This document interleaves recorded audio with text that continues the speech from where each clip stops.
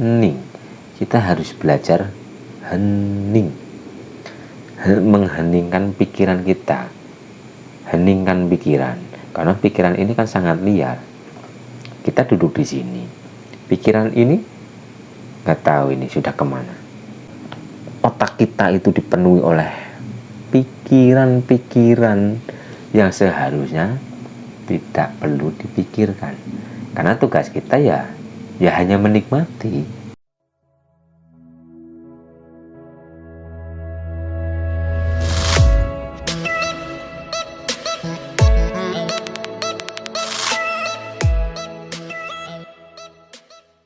Ning nang ning gung, ning nang ning gung, ning nang ning gung.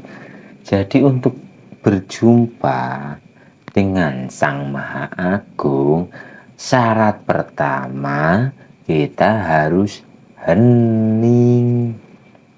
Kan itu sudah sering sekali kita mendengarkan ning, nang, ning, gung, ning, nang, ning, gung. Sudah sangat sering. Cuma kita belum sadar.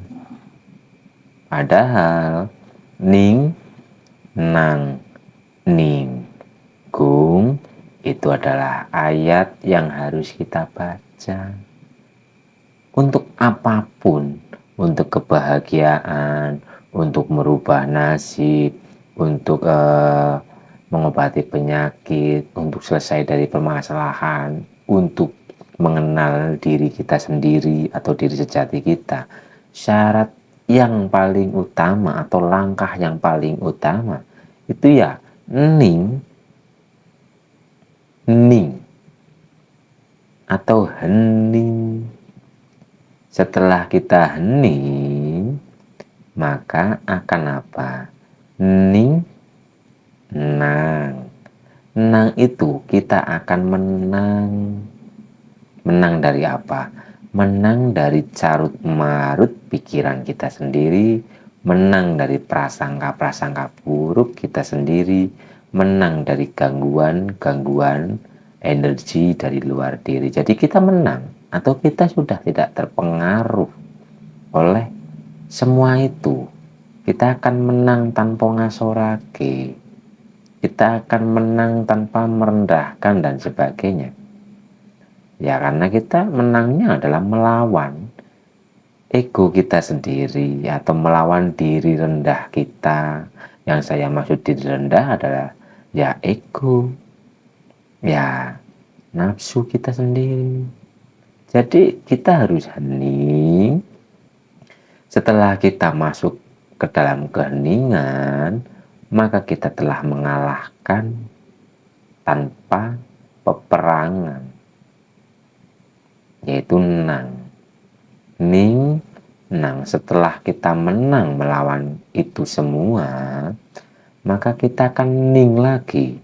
Yang dimaksud ning itu wening. Wening itu bening.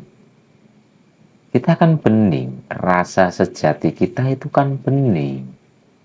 Rasa sejati itu terkotori oleh ego kita sendiri, oleh didikan orang tua kita, faktor lingkungan, faktor makanan, ya banyak sebab, faktor pergaulan dan sebagainya. Sehingga faktor-faktor itu tadi menutupi kebeningan batin kita, menutupi kebeningan rasa sejati kita. Jadi ya kita harus mengalahkan diri kita sendiri. Yang dimaksud diri sendiri itu adalah diri ego. Harus kita kalahkan. Keinginan-keinginan harus kita kikis sedikit demi sedikit, karena kita butuh. Kita itu butuh, bukan menginginkan. Karena kebutuhan dan keinginan itu sangat jauh berbeda. Kebutuhan ya kita akan terima ing pandum. Asal kita selalu mengikuti kebutuhan, hidup kita pun akan tenang, damai, bahagia. Tapi jika kita mengikuti keinginan Allah,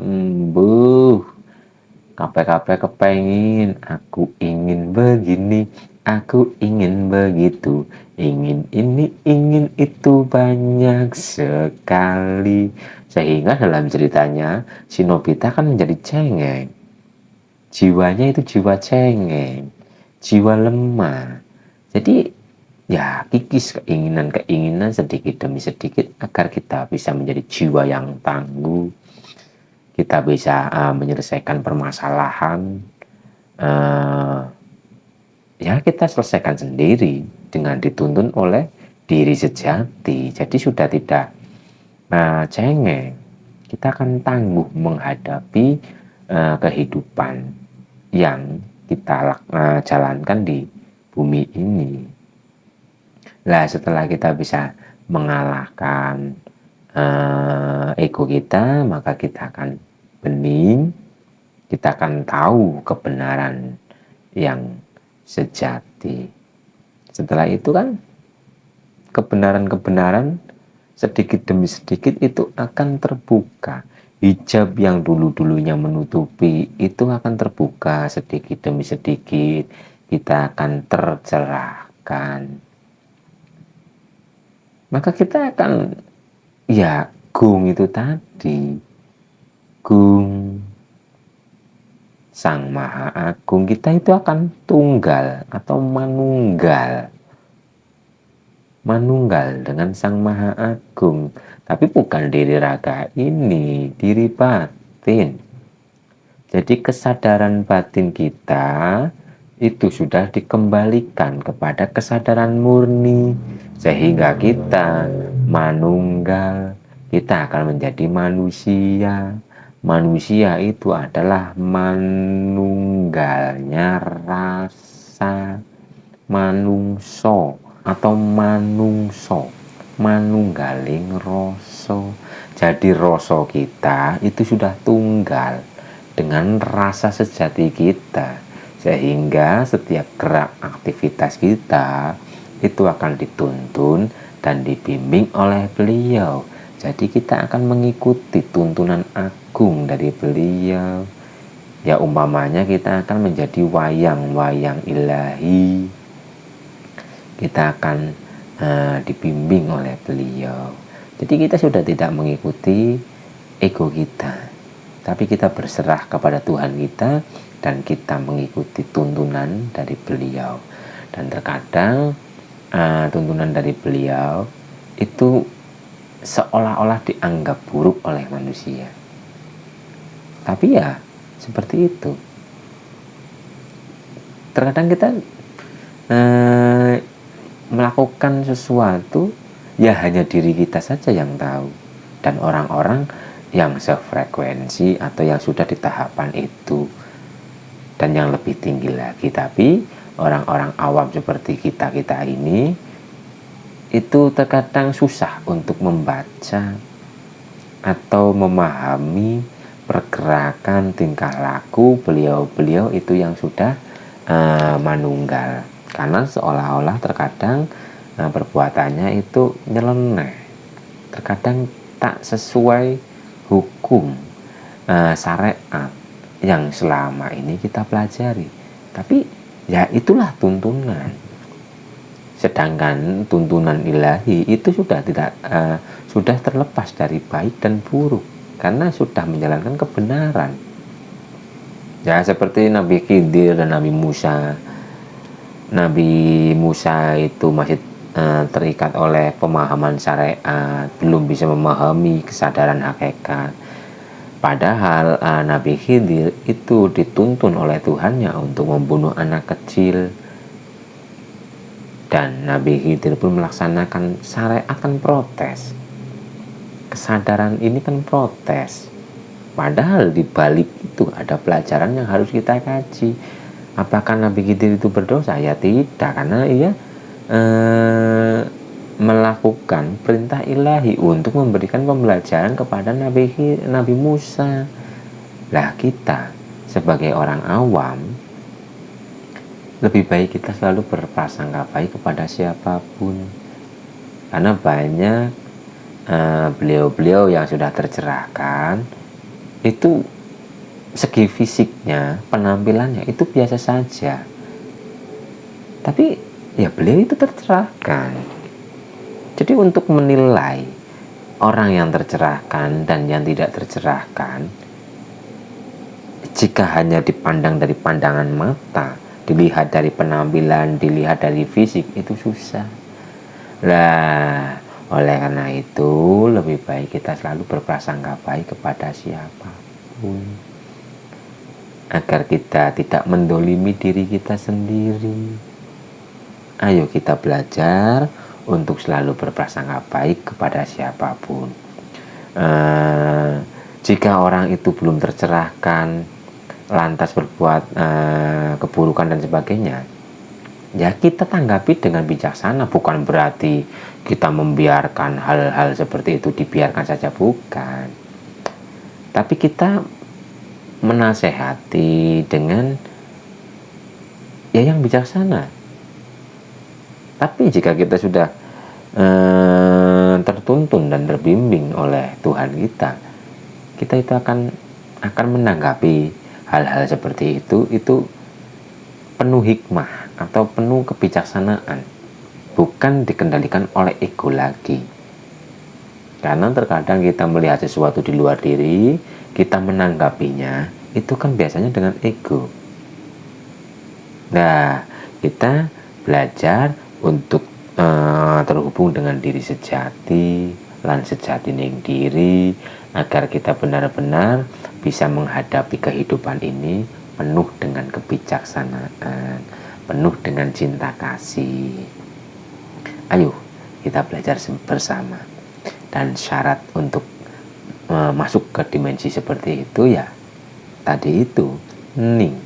Kita harus belajar hening, mengheningkan pikiran kita. Heningkan pikiran, karena pikiran ini kan sangat liar. Kita duduk di sini, pikiran ini nggak tahu ini sudah kemana, sudah berapa puluh atau berapa ratus yang kita pikirkan. Yo mikir listrik, mikir udu dentek, mikir kopi lah, mikir arisan lah, mikir pekerjaan, mikir anak bojo, mikir wong tuwa, mikir surga, mikir neraka. Wis akeh banget pikirane, sehingga otak kita itu dipenuhi oleh pikiran-pikiran yang seharusnya tidak perlu dipikirkan. Karena tugas kita ya hanya menikmati kehidupan ini. Kita nikmati nafas kita nikmati aktivitas kita nikmati semua yang ada di sekitar kita, nikmati. Kita itu hanya menikmati tanpa mencaci maki. Ini harus kita heningkan, karena pikiran ini sangat-sangat liar. Kita melihat sesuatu, untuk mendiamkan pikiran ini pun susah. Kita melihat sesuatu, pikiran terkadang itu langsung berpikir, oh itu ini, oh itu ini. Jadi diamkanlah pikiran kita agar tidak mudah menilai. Diamkan, heningkan pikiran kita agar kita melihat sesuatu itu hanya mengamati tanpa menilai sesuatu. Jika kita melihat sesuatu di luar diri, kita hanya mengamati saja tanpa ada penilaian dalam pikiran kita. Akal kita, otak kita itu akan mendapatkan cahaya dari dalam diri, yaitu kepahaman. Tapi kita hanya memperhatikan, jangan memberi penilaian. Diamkan pikiran kita. Kita melihat sesuatu, jangan langsung ditanggapi, tapi diam dulu sejenak. Terhubunglah dengan diri sejati, agar kita ketika menghadapi sesuatu di luar diri itu akan tertuntun dan terbimbing. Caranya ya, kita masuk ke nafas, kita sadari nafas, kita nikmati nafas, dan rasakan yang ada di tengah-tengah dada kita. Karena beliau itu bertahta dalam tengah-tengah dada kita ini. Qalbu mu'min baitullah. Masjidil Haram itu ada di tengah-tengah dada kita. Untuk memasuki Masjidil Haram, ya kita harus melepaskan ego kita. Kita hanya menyadari nafas, menikmati nafas, rasakan energi ilahi yang akan terhubung ke tengah-tengah dada kita lewat pelantara nafas ini. Kita duduk, kita beraktivitas, nikmati nafas kita, tapi nafasnya itu ya nafas alami, seperti orang tidur, seperti bayi yang bernafas dengan pernafasan perut. Pernafasannya itu jangan dibuat-buat. Kita menyadari nafas, menikmati nafas dengan pernafasan alami. Kita sadari dalam kegiatan kita, kesadaran kita, rasakan nafas, nikmati nafas, dan rasakan yang ada di tengah-tengah dada. Maka pikiran-pikiran liar itu akan masuk ke dalam diri kita sendiri, sehingga diri kita ya tidak mumet lagi. Kita mumet, kita menderita, kita sengsara, kita kecewa, dan sebagainya. Itu ada di sini karena pikiran kita sendiri. Kenapa kita kecewa? Karena pikiran kita telah mengharapkan sesuatu. Nah, terus ketika yang diharapkan itu tidak terlaksana, maka pikiran kita itu akan kecewa, kita akan bersedih, kita akan galau, dan sebagainya. Jadi ayo belajar bersama untuk menikmati nafas. Rasakan nafas kita, rasakan aliran nafas kita yang keluar masuk secara alami. Rasakan ketika kita menghirup nafas, karena energi dari nafas ini akan menyentuh yang ada di tengah-tengah dada.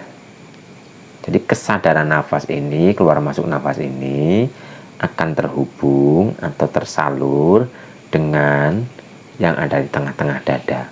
Dan jika nafas sudah terhubung dengan diri sejati atau yang ada di tengah-tengah dada, maka pancaran energi dari diri sejati itu akan menyebar ke jiwa raga kita, sehingga jiwa kita akan tenang, damai, bahagia, penuh cinta. Raga kita, sel saraf, partikel, dan seluruh sistem organ ini itu perlahan tapi pasti itu akan terperbaiki atau akan diperbaiki oleh energi yang terpancar dari dalam diri kita. Sembuhkan luka-luka batin, sembuhkan trauma masa lalu, sembuhkan ketegangan pikiran, kecemasan, sifat-sifat negatif dengan kita menyadari nafas, menikmati nafas, terhubung dengan diri sejati, dan kita serahkan semua kepada beliau. Kita berserah kepada beliau, biarkan energi atau cahaya ilahi itu akan menyebar ke jiwa raga kita dan memperbaiki sesuai dengan kehendaknya. Tugas kita itu hanya menyadari nafas, menikmati nafas, dan rasakan cinta ilahi, kasih ilahi, energi ilahi yang menyebar, mengaliri seluruh sel saraf jiwa raga kita ini. Kita hanya merasakan nafas kita, sadari yang ada di tengah-tengah dada, dan kita nikmati nafas yang alami. Hanya seperti itu. Jadi nafasnya itu bukan nafas yang dibuat-buat, karena kita menggunakan sadar nafas. olah nafas, baru itu nafas yang ditarik, ditahan, dihembuskan, itu olah nafas. Lah menyadari nafas ya kita nafas dengan nafas biasa, dengan duduk santai, dengan tiduran, dengan beraktivitas, berjalan, berkendara, dan semuanya atau semua aktivitas, kesadaran jaga kita ini harus menyadari nafas, menikmati nafas, dan terhubung yang kepada yang ada di tengah-tengah dada, agar pancaran menyebar ke jiwa raga kita. Ayo belajar bareng.